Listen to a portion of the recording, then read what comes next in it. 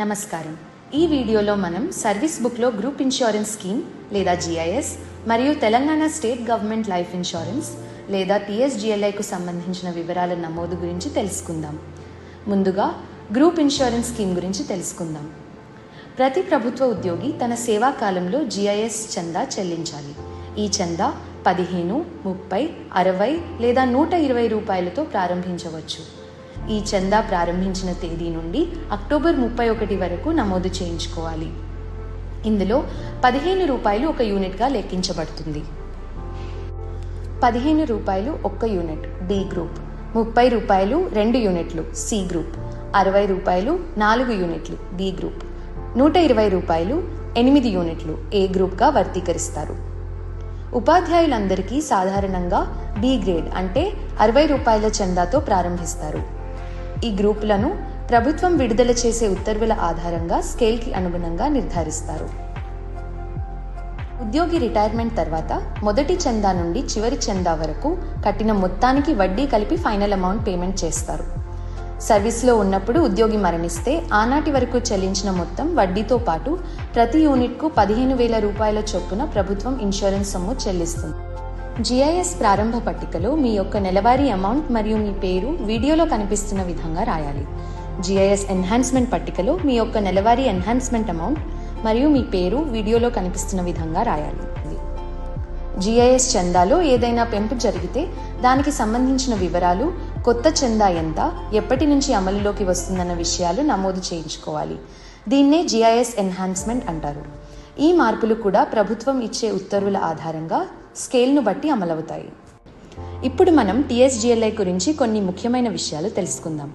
TSGLI అంటే తెలంగాణ ప్రభుత్వ ఉద్యోగుల కోసం రూపొందించిన జీవిత బీమా పథకం.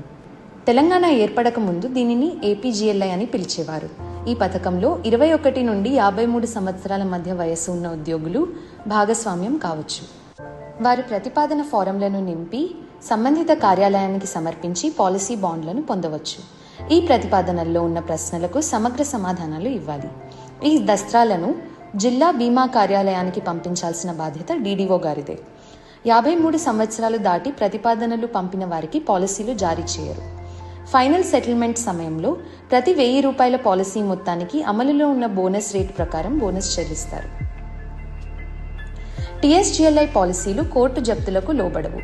ప్రతి ఉద్యోగికి ప్రభుత్వం నిర్ణయించిన స్లాబ్ ప్రకారం జీతం నుంచి TSGLI చందా మినహాయిస్తారు.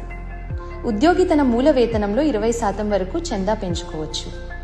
10,000 రూపాయలు దాటే ప్రీమియంకు గుడ్ హెల్త్ సర్టిఫికెట్ తప్పనిసరిగా సమర్పించాలి. రిటైర్మెంట్కి 3 నెలల ముందు ఫైనల్ సెటిల్మెంట్ కోసం ప్రతిపాదన సమర్పిస్తే పాలసీ ముగిసిన వెంటనే బీమా సొమ్ము చెల్లించబడుతుంది. పాలసీ మెచ్యూరిటీ డేట్ కంటే ముందే పాలసీదారు మరణిస్తే బోనస్తో సహా మొత్తం నామినీకి లేదా వారసులకు చెల్లించబడుతుంది. 53 ఏళ్లు నిండిన తర్వాత పంపిన ప్రతిపాదనలకు పాలసీ జారీ చేయరు. కేవలం చందా మొత్తాన్ని మాత్రమే తిరిగి చెల్లిస్తారు. బోనస్ చెల్లించబడదు. TSGLI పాలసీలో ప్రతి పెంపు ప్రతిపాదనకు కొత్త బాండ్ జారీ చేస్తారు. ఆ బాండ్లకు ABC అనే సఫిక్స్ ఉండొచ్చు. ఫైనల్ సెటిల్మెంట్ సమయంలో మన దగ్గర ఉన్న అన్ని బాండ్లు తప్పనిసరిగా సమర్పించాలి. TSGLI ప్రారంభ పట్టికలో మీ యొక్క నెలవారీ అమౌంట్ మరియు మీ పేరు వీడియోలో కనిపిస్తున్న విధంగా రాయాలి. TSGLI ఎన్హాన్స్మెంట్ పట్టికలో మీ యొక్క నెలవారీ ఎన్హాన్స్మెంట్ అమౌంట్ మరియు మీ పేరు వీడియోలో కనిపిస్తున్న విధంగా రాయాలి. ఈ వీడియోలో ఉన్న అంశాలు మీకు ఉపయోగపడుతున్నాయి అని ఆశిస్తూ ధన్యవాదాలు.